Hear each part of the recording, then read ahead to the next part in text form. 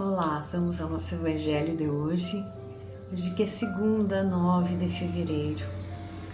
Vamos fechar os nossos olhos, elevar o nosso pensamento ao Pai, elevar o nosso pensamento ao nosso Mestre Jesus e agradecer pela vida, por esta reencarnação, esta existência e este dia que se inicia. Mas esta oportunidade bendita que temos de abrir os olhos da carne para viver experiências necessárias ao nosso desenvolvimento. Que nós possamos, com a inspiração da espiritualidade amiga, do nosso anjo da guarda, dos nossos espíritos protetores, fazer bom uso deste presente que é este dia que se inicia. Analisando, observando, com fé, com paciência, resiliência o que nos acontece, buscando o entendimento, a harmonia e o perdão, para que assim possamos nos encontrar nos nossos caminhos, sermos úteis ao desenvolvimento do nosso entorno e a nós mesmos, e assim aliviarmos o nosso coração para sentirmos todo o amor do Pai por nós e assim estarmos cada vez mais perto dele. Nos ajuda, Pai, nos dá força. E fiquem conosco, espíritos amigos, Jesus, nosso Mestre, hoje e para todo sempre. E que assim seja. Muito bem, vamos ao nosso Evangelho segundo o Espiritismo.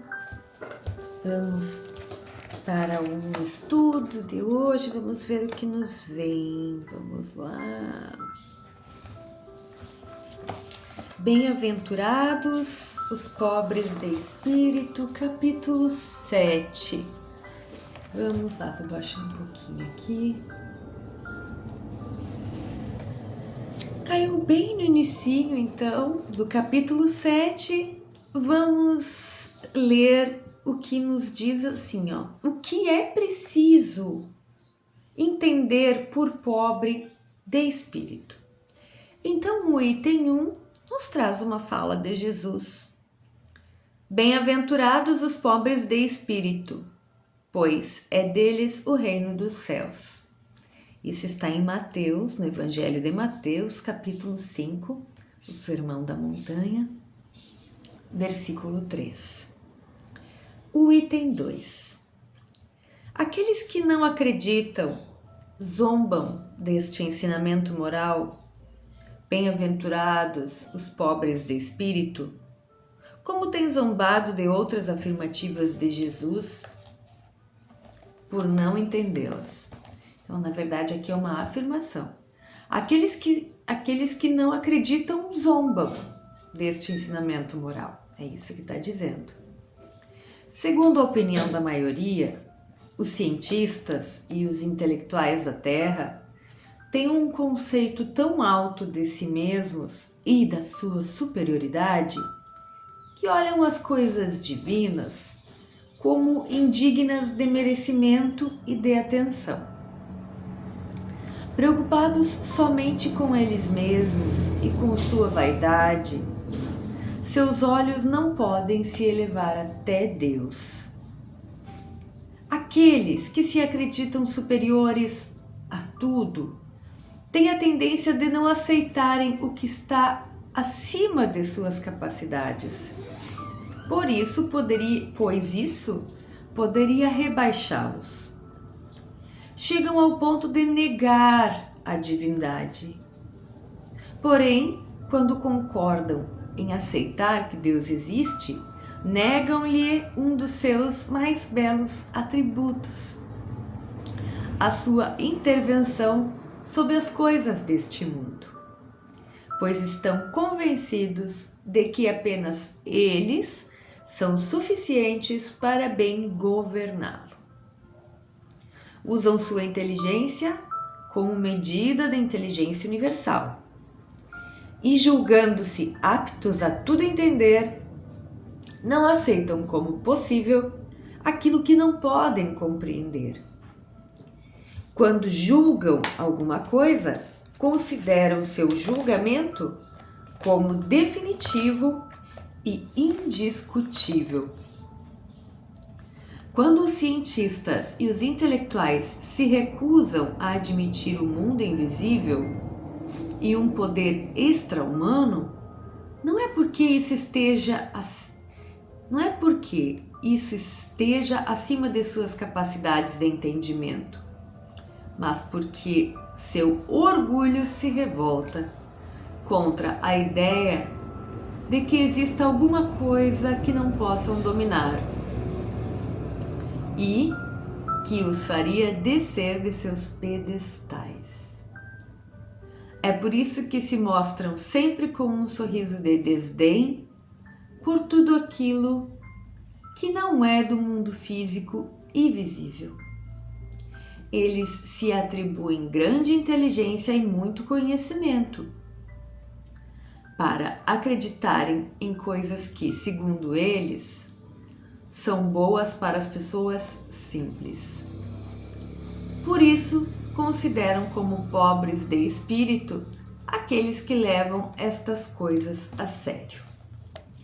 Vamos ler o restante, apesar de ser um pouquinho longos, para nós conseguirmos entender toda a linha de raciocínio. Entretanto, digam o que disserem, certamente um dia entrarão, como todos os outros, no mundo invisível, que tanto ridicularizam. E quando seus olhos se abrirem, reconhecerão o erro que cometeram. Entretanto, Deus, que é justo, não pode receber da mesma maneira aquele que desconheceu seu poder e aquele que se submeteu humildemente às suas leis, nem dar a ambos o mesmo tratamento. Ao dizer que o reino dos céus é para os simples, Jesus ensina que ninguém será admitido lá sem a simplicidade do coração e a humildade do espírito. O ignorante que possui essas qualidades será preferido ao sábio que acredita mais em si mesmo do que em Deus. Em todas as passagens, Jesus sempre colocou a humildade entre as virtudes que nos aproximam de Deus e o orgulho entre os vícios que nos afastam dele. Isso ocorre por uma razão muito natural. Enquanto a humildade é um ato de obediência à sua vontade, o orgulho é um ato de revolta. Mais vale, portanto, para a felicidade futura do homem, ser pobre de espírito no sentido em que este termo é entendido pelo mundo e rico em qualidades morais. Muito bem. É uma passagem muito forte e eu vou falar agora de modo pessoal. Acredito que seja uma passagem que, para mim, não é de fácil entendimento num primeiro momento.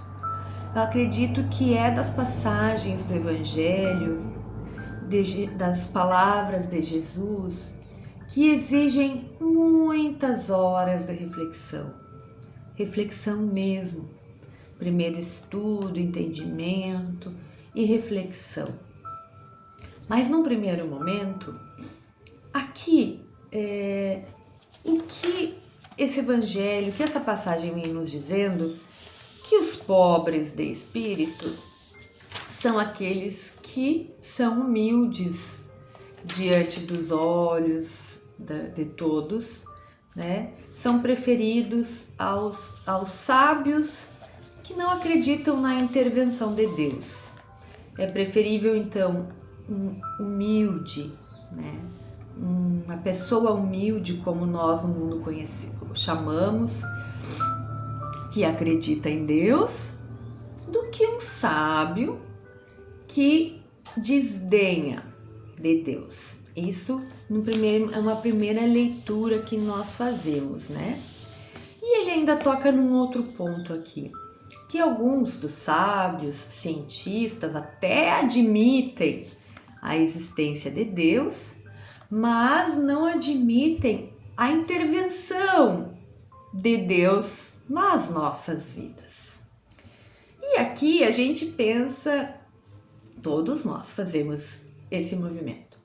Nós imediatamente vamos pensar nos grandes soberbos, né? A gente sempre joga para fora, é sempre o outro que é assim. Mas eu quero fazer um convite para nós pensarmos em algo que me veio enquanto eu li aqui. É muito fácil nós sermos humildes quando nós estamos com a razão, não é mesmo? Quando é óbvio. Mas e quando nós somos injustiçados? É fácil ser humilde quando somos injustiçados? Quando estamos vendo coisas acontecendo no nosso entorno, né? Pessoas ali tentando nos fazer mal e não temos como agir. Aí nós ficamos injuriados, mesmo que não falemos aos outros, né?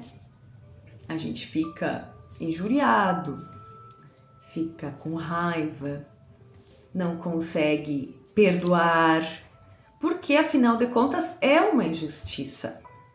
Como perdoar uma injustiça? Aqui entra esta soberba de não entender que Deus vai intervir pela justiça, porque Deus é justo e bom. Mas Ele vai intervir não da forma como eu quero que Ele intervenha. Deus é sábio, justo, bom, vai intervir no momento em que for o melhor para todos.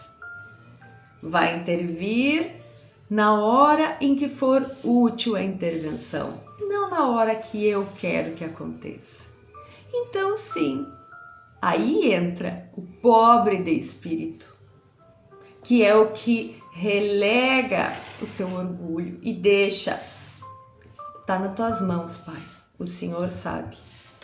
O que hoje eu não entendo, algum dia eu entenderei, talvez não seja nem nesta reencarnação, porque muitas vezes estamos tendo oportunidade de resgatar débitos, e aí nos parece uma injustiça, mas mesmo assim, o que nos está sendo feito de errado será reparado, mas não no nosso tempo. Então aqui, nestes momentos, nós nos igualamos aos intelectuais, cientistas soberbos que não admitem a intervenção de Deus nas nossas vidas. Já tinha pensado por esse viés? Vamos, cada vez que não conseguirmos perdoar um irmão por algo que ele nos fez, nós estamos sendo este soberbo cientista, este soberbo intelectual que se recusa a acreditar na intervenção divina em nossas vidas. Que nós possamos refletir e que os irmãos nos ajudem nessa reflexão.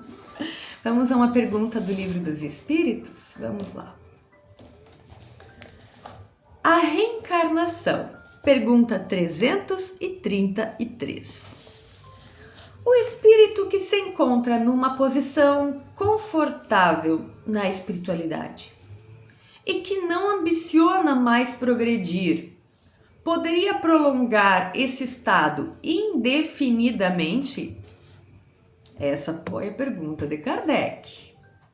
O que será que os espíritos vão nos responder? Eu já tenho uma opinião. Vamos ver. Indefinidamente, não. cedo ou tarde, o espírito sente a necessidade de progredir. Todos devem se elevar, uma vez que esse é o objetivo e o destino de todos os espíritos. Então, por mais que nós estejamos no plano espiritual, acomodados, dizendo tá bom para mim, não quero mais reencarnar, vai dar para ficar assim para sempre, para a eternidade? Não. Um dia o próprio espírito vai sentir necessidade de dar mais um passo e continuará a sua caminhada, porque nós estamos rumo a uma perfectabilidade, se é que essa palavra existe. Estamos rumo a uma perfeição relativa, porque perfeito só Deus. Então, sujeitos à lei de progresso. Então, sim, não dá para ficar parado indefinidamente. Um dia vamos sentir a vontade de evoluir e seremos amparados nessa caminhada. Muito bem. Vamos encerrar, fechando os olhos e elevando o nosso pensamento a Deus, agradecendo pelo ensinamento de hoje. Estes ensinamentos do Mestre que aliviam o nosso coração, esse entendimento que nos dá força para continuar a nossa caminhada. Gratidão, Pai. Gratidão, Mestre, gratidão, espiritualidade, por esse auxílio. Continuem conosco hoje e para todo sempre. E que assim seja. Tchau, tchau.